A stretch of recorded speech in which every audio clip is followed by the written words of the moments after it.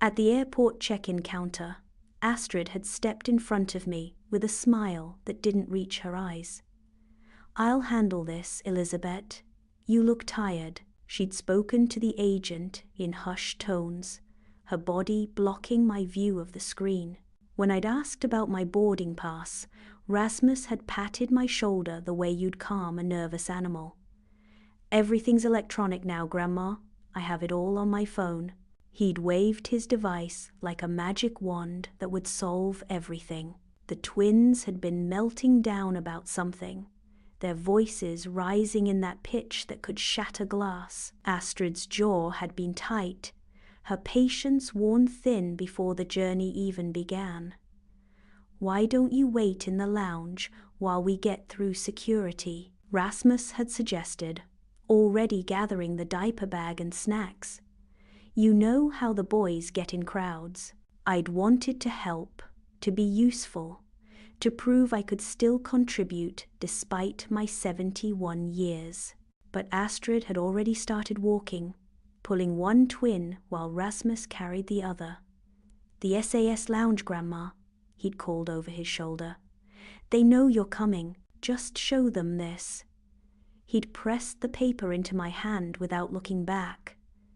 I'd watched them disappear into the security line, the boys' blonde heads bobbing between the adults. Something in my chest had twisted, a feeling I'd pushed down like swallowing bitter medicine. The lounge had been peaceful, full of business travelers and quiet conversations. I'd found a corner seat where I could watch the planes through the tall windows. A young mother with a baby had sat nearby, and I'd helped her when the child started crying, showing her the old Danish trick of rubbing the baby's feet that had always calmed Rasmus. We talked about traveling with children, about grandchildren, about the challenges of modern parenting. "You're lucky to be going with them," she'd said. "So many grandparents get left behind." I'd smiled and agreed, but something cold had settled in my stomach, like a stone in still water. Time had moved strangely in that lounge. I dozed off once, maybe twice, my head jerking up each time with panic that I'd missed them. But the clock had moved slowly, and I'd told myself they were just dealing with security, with bathroom breaks, with snack negotiations. The sandwich in my bag had grown warm, the cheese probably spoiling, but I'd kept it anyway. The boys loved my sandwiches, especially the way I cut off the crusts and made them into perfect triangles. At some point, the lounge had started emptying. The afternoon crowd had given way to evening travelers. The staff had changed shifts. A cleaner had worked around me, smiling politely but saying nothing. When I'd finally asked someone what time it was, the answer had hit me like a physical blow. 3 hours. They'd been gone 3 hours. The helpful young man at the lounge desk had checked his computer, frowning at the screen. "The Sydney flight through Amsterdam? That's already boarding, ma'am." My heart had hammered so hard I'd thought everyone could hear it. "But my family, they're coming back for me." He'd looked at me with such pity that I'd wanted to run away. "Would you like me to call the gate?" But even as he'd reached for the phone, I'd known. Somewhere deep in my bones, in the same place where mothers know when their children are hurt, I'd known they weren't coming back. The security guard and his colleague had helped me to a quiet office where the walls were covered with posters of happy families on beaches. They'd given me water in a paper cup that I couldn't hold steady. My hands shook like autumn leaves as the woman, who'd introduced herself as Berth, pulled up records on her computer. "Mrs. Madsen, I need to ask you some questions." Her voice was professional but gentle, like a nurse delivering bad news. "Do you have any other family we can contact?" The question echoed in the small room. Other family, as if Rasmus wasn't my entire world since Hendrik died.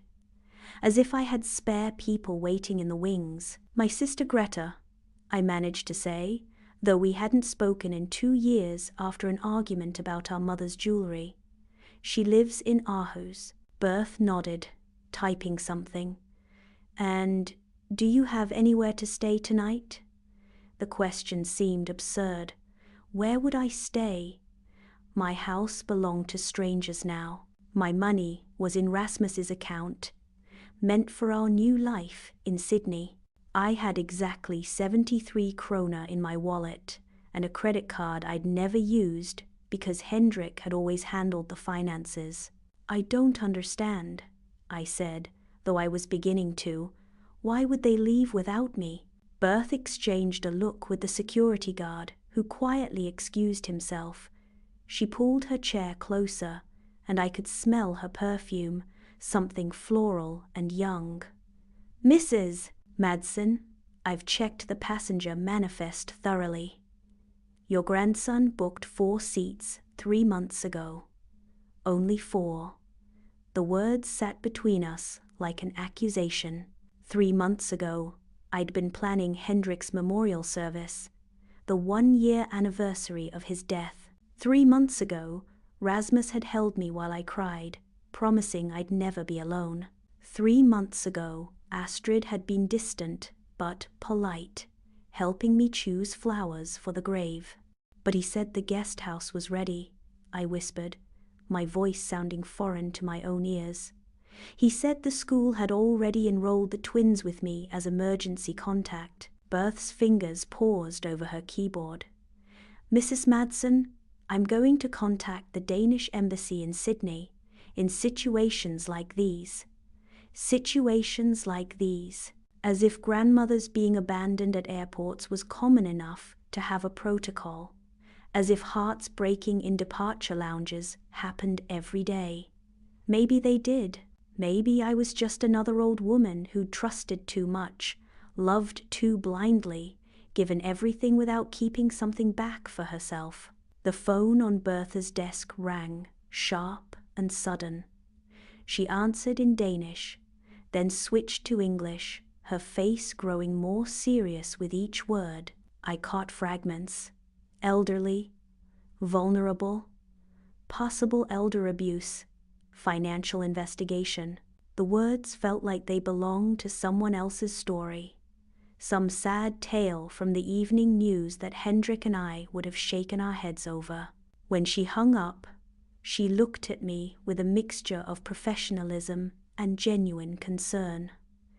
"Mrs. Madsen, the Australian authorities confirmed the family landed 2 hours ago. When questioned at immigration about the elderly relative mentioned in their visa application, they claimed you'd changed your mind at the last minute." The lie was so smooth, so prepared, that I knew they'd rehearsed it. Probably during those hushed conversations I'd interrupted. Probably, while I was packing photo albums they knew I'd never unpack again,